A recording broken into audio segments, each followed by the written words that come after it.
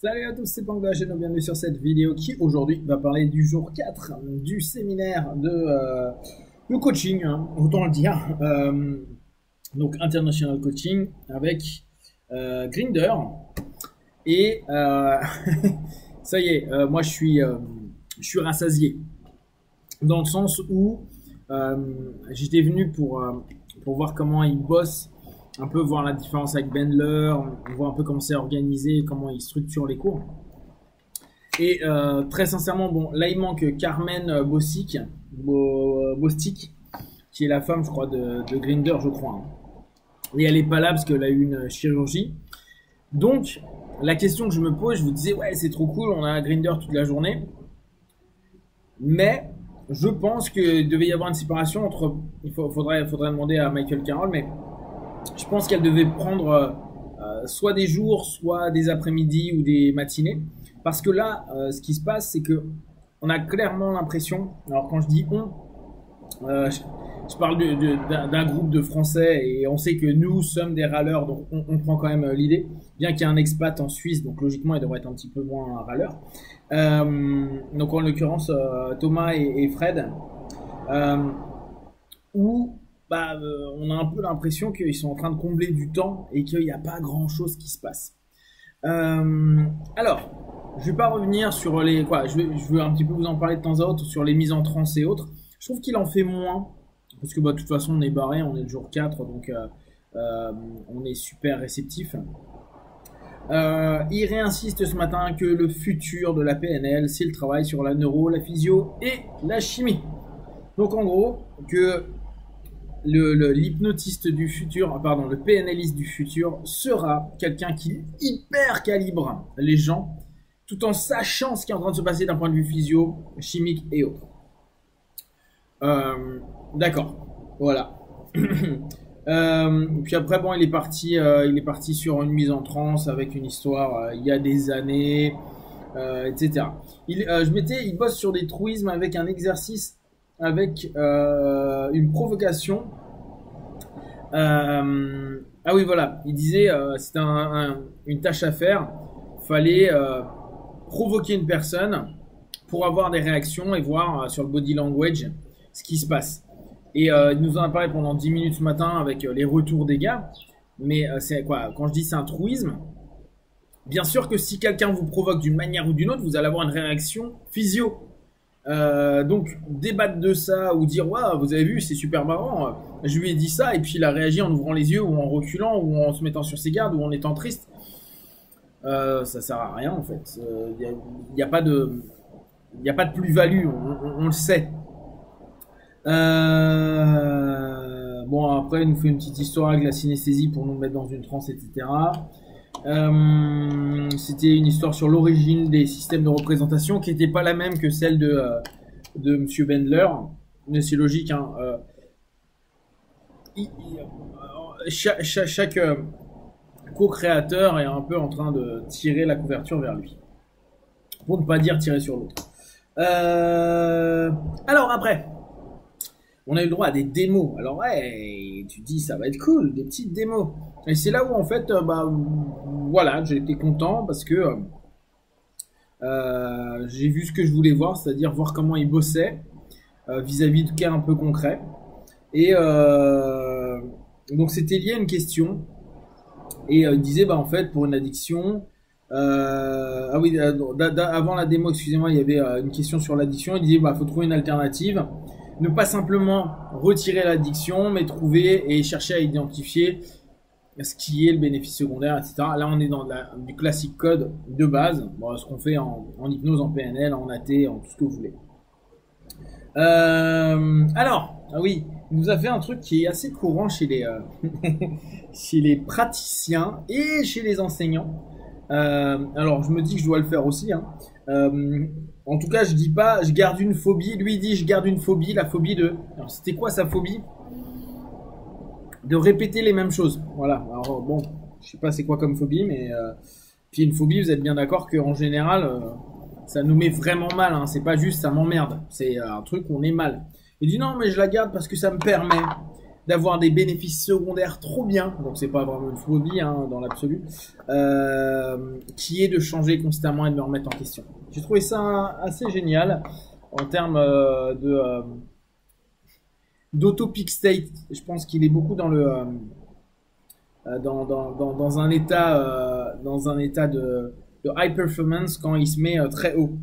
Il nous avait dit le premier jour où il était là qu'il était arrivé au sommet et qu'il s'est rendu compte que c'était pas différent d'ailleurs, donc on n'a pas besoin d'aller au sommet. C'était assez intéressant. Bon. Alors après, c'était pas encore, ouais, c'était un petit peu après les sessions. Ouais, oui, à un moment il a fait une suggestion, mais je suis pas sûr qu'elle soit vraiment passée, où il a répété à 2 reprises, réveillé à 2h ou 3h du matin, avec des choses, c'est votre subconscient qui vous parle. Je me demande demain s'il va y avoir des gens qui vont se réveiller à 2h ou 3h du matin par rapport à tout ça. Alors après, il a posé des questions sur les gens avec leurs signaux. Alors, il fait une remarque qui moi m'a un petit peu marqué.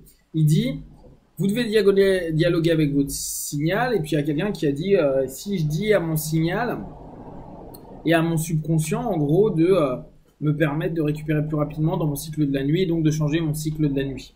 Il dit, surtout, faut pas faire ça, faut pas demander ça au subconscient. Avec le subconscient, ça je trouve que c'est intéressant. Moi je suis pas d'accord, mais l'idée il faut la prendre en compte. Avec le subconscient, il ne faut pas demander des choses précises. On fait de la PNL, hein. Souvenez-vous, comment on crée un objectif, il faut que ce soit précis, réaliste, écologique, mesurable. La première chose, c'est précis. Donc là, c'est amusant de dire qu'il ne faut pas demander au subconscient des choses précises parce qu'on pourrait avoir des problèmes à long terme. Exemple, si je demande de réduire mes cycles de sommeil, ça se trouve, je vais tomber malade physiquement parce que mon subconscient, s'il a besoin de dormir autant de temps, c'est que c'est bien pour lui. Je vous laisse réfléchir là-dessus. Je ne suis pas du tout d'accord, néanmoins c'est sa réponse. Donc je disais, mais pourquoi alors faire des objectifs précis et des contextes spécifiques. Contexte spécifique, n'oubliez pas, les contextes, c'est les éléments sur lesquels on travaille.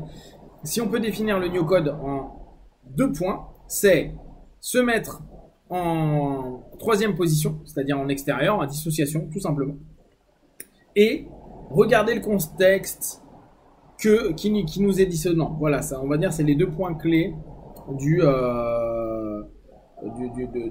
New Code. Donc, contexte spécifique, parce qu'à chaque fois, on travaille sur un contexte spécifique. Mais dans ce cas-là, si le contexte est spécifique, on fait focuser le subconscient sur quelque chose de hyper spécifique. Et si en plus, on crée, comme aujourd'hui, on a fait un jeu, parce qu'il appelle ça des jeux, qui s'appelait le Sanctuaire, qui est en gros un switch, hein. C'est avoir, il y a justement la situation qui est gênante et waouh, situation ressource, un endroit, un lieu où nous-mêmes en mode super bien et on évite d'aller physiquement jusqu'à la zone qui nous est problématique. Dès qu'on a la moindre tension en nous, bam, on va dans la zone ressource et on fonctionne comme ça. Donc dans ce cas-là, à quoi bon avoir des contextes spécifiques et avoir, dans le cadre, par exemple, du sanctuaire, un comportement et un état spécifique et précis si on dit au subconscient qu'il ne faut pas être précis précis à ce niveau-là. Donc là, il y a quelque chose qui, pour moi, n'est pas très très clair. Ah oui, il nous a fait une technique. Alors là, bon, j'avoue que je suis parti et je suis parti boire un café avec Fred et Thomas et c'était au moment de l'exercice de l'installation des filtres qui en fait, vous savez, pour éviter d'avoir des mauvaises choses qui vous viennent de vos partenaires et de prendre des mauvaises suggestions, il faut dire à votre subconscient, tu ne prends que ce qui est bon et juste pour toi et tu rejettes ce qui ne l'est pas. Voilà, ou sinon c'est le bouclier magique dans certains systèmes, ou c'est en énergétique la bulle d'énergie, etc. Bref, là on s'est barré parce qu'on s'est vraiment dit qu'on était en train de faire n'importe quoi. On est revenu et c'était donc la technique du sanctuaire. Donc comme je vous ai dit, hein, zone ressource, zone dissonante, on s'approche de la zone dissonante mais on n'y rentre jamais. Une fois qu'on sent qu'on calibre que notre partenaire n'est pas bien, on le fait sauter dans sa zone ressource et on fait ça 3 fois. Voilà.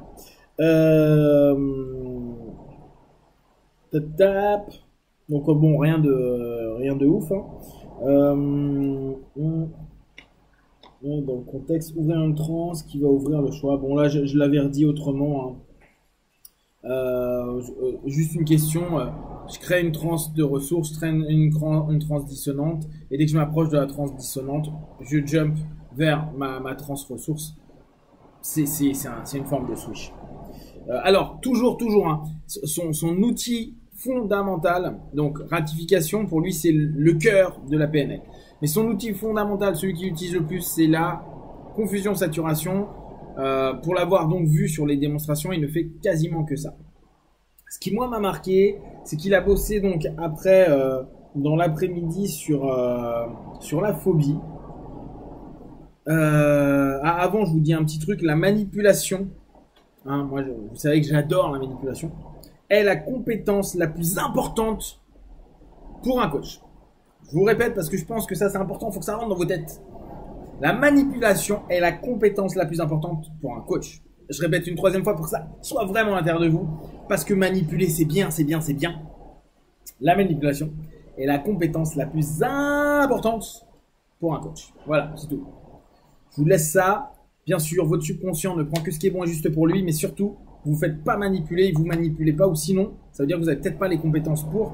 En tout cas, je vous invite à manipuler pour être un bon coach. Donc, il nous fait des sessions sur la phobie. Le premier, c'était une phobie sur les hauteurs. Et en gros, il nous a fait un espèce de mix. Pareil, 3e personne, tu te vois comment ? Maintenant, tu te vois comment avec cette phobie. Après, tiens, on va faire avancer ce toi-même près d'un précipice, d'un truc, d'un machin. Comment tu te sens ? Il fait une double dissociation.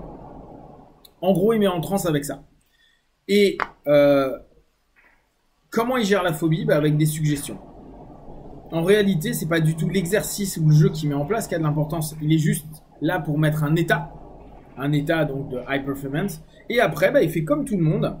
Tout NLPiste ou tout hypnotiste que l'on est, des suggestions avec un recadrage au travers de tu verras la prochaine fois t'auras pas peur. Et puis d'ailleurs, ce qui est marquant, c'est que tu te rends même pas compte, vu que tu ne l'as jamais vécu, ce qui est réellement la peur d'être au bord d'un précipice. Donc en fait, c'est comme tu ne sais pas à quel niveau tu as un stade de danger. Donc là, il est en train de décomposer complètement la notion de la réalité de la peur et dire il va falloir que tu apprennes au moins la notion d'éveil du danger pour pouvoir te dire que tu as une phobie, pour pouvoir te dire que en fait c'est problématique. Donc il y a un travail de déconstruction pour simplement, et ça il le fait en verbal. Alors c'est là où il y a un paradoxe. La PNL pour lui c'est quelque chose qui est physio, sauf que là le cœur de sa session c'était verbal, sémantique. Et donc en gros il y a une déconstruction du fait de te dire mais en fait tu sais que tu as peur. Donc tu as ta phobie parce qu'en réalité tu ne sais même pas ce que c'est vivre ta phobie, donc il va falloir que tu apprennes ou réapprennes ce que peut être une phobie, et vu que ça c'est un apprentissage, ça te décorrèle potentiellement de ta phobie. Bon, le mec est ressorti, il n'était pas forcément hyper mieux, il n'a pas fait de test spécifique, il n'a pas fait monter au 9e étage ou au 10e étage comme on a pu le lire dans plein de bouquins, donc on n'a pas de retour réel, de feedback réel. Fred a demandé si on pouvait pas choper un serpent pour faire un vrai truc sur scène, histoire que on voit un peu de réalité. Le deuxième qu'il a fait sur la phobie, c'était une dame et elle avait phobie, je crois des serpents. Merde, je sais plus. Bon bref, et pareil, il a fait à peu près le même type de jeu. Où il a quasiment tout fait de par la suggestion qu'il a proposée. Et il l'a fait super vite en suggestion. Il l'a même pas fait retester vis-à-vis de sa phobie, c'est-à-dire qu'il l'a dissocié, double dissocié, donc toujours avec un mouvement physique. Il ramène le partenaire et puis il lui a donné des suggestions. Et puis après, il lui a fait contacter la petite fille qui a eu peur de l'élément en question, la prendre dans les bras. Et après, il a dit ça c'est bon, etc. Donc tu ramasses la petite et ça va mieux. Et après, en blaguant pour la faire sortir de sa transe et la faire descendre, Il dit, ah bah tu peux aussi récupérer le serpent, je crois que c'était le serpent. Et là on voit, elle fait, ah non, elle le tape comme ça, elle dit, bah non, mais en rigolant.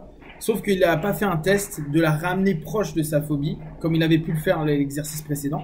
Donc tu ne sais pas du tout s'il y a un retour qui a du sens. En gros, il s'est pas mis en danger. Bon, alors là, très sincèrement, et c'est pour ça que je vous dis, moi, c'est bon, je vois à peu près comment ça fonctionne et comment il bosse. Pour moi, alors jusqu'à présent, j'avais le truc de, bon, Bendler, il est ce qu'il est. Il y a des moments, il est très chiant, il est très vindicatif sur plein de choses. Mais tout le monde me disait, bah tu verras, Grinder, il est vachement plus fluide, vachement limite meilleur, il connaît plus de choses, c'est vraiment lui qui a trouvé l'essence du truc.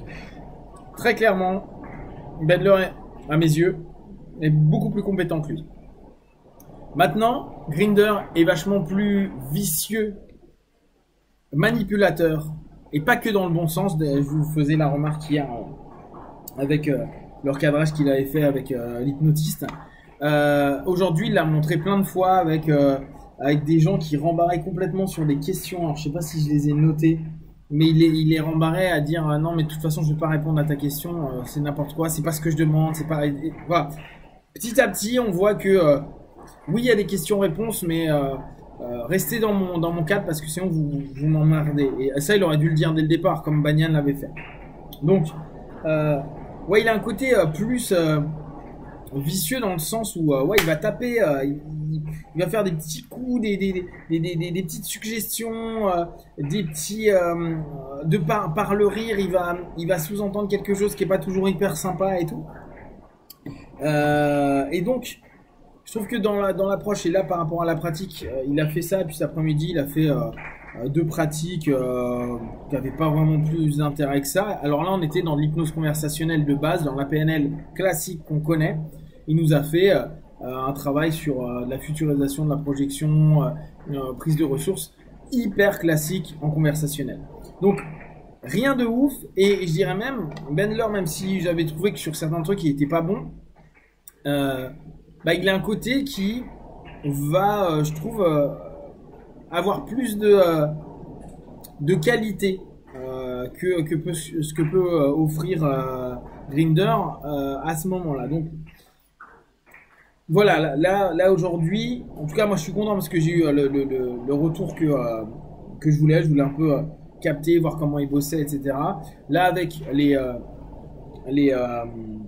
les démos, ça a été cool. Alors les démos, il les a fait parce que cet après-midi, on n'a pas fait d'exercice. Il a fait des démos et répondre à des questions. Donc, je pense qu'il est vraiment en train de délayer le temps parce que bah, il manque certainement un intervenant et qu'on n'a plus 40 000 exercices. Je crois qu'on en a encore 3 à apprendre ou 4 et puis basta. Et vu que les exercices ils sont en 20 minutes, bah, il faut bien prendre le temps. Donc, voilà. Moi, je suis content parce que j'ai pu voir ce que je voulais voir. Donc, je vous donnerai encore des descriptions dans les jours à venir. Je me fais ma propre opinion. Hein, bien sûr, je vous invite toujours à regarder ces vidéos, à voir les vidéos Bendler, à vous poser des questions et à réfléchir sur le boulot qu'il met en place. Mais pour l'instant, moi, ça y est, je vois à peu près comment il bosse. Je vois, il revient toujours sur les mêmes patterns. Je le trouve moins congruent au bout du compte, alors que c'était un de ces éléments que Bendler.